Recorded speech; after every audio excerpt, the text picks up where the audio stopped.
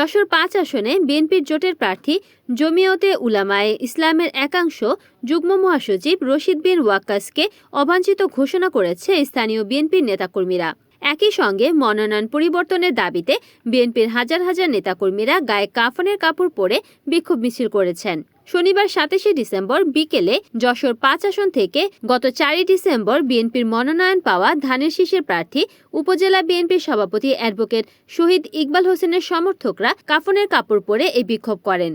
জানা গেছে, উপজেলা ১৭টি ইউনিয়ন থেকে বিএনপি ও তার অঙ্গ সংগঠনের হাজার হাজার নেতাকর্মীরা পৌর শহরের দলীয় কার্যালয়ে জড়ো হন।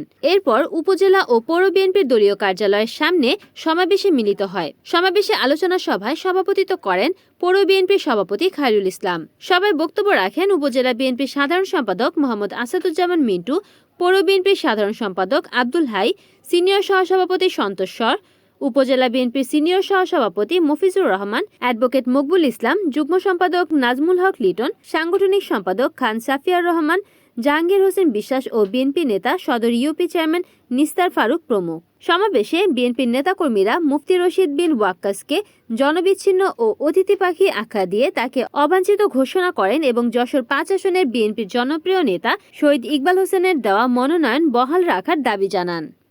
রিপোর্ট করেছেন যশোর প্রতিনিধি উত্তম চক্রবর্তী, NN টিভি।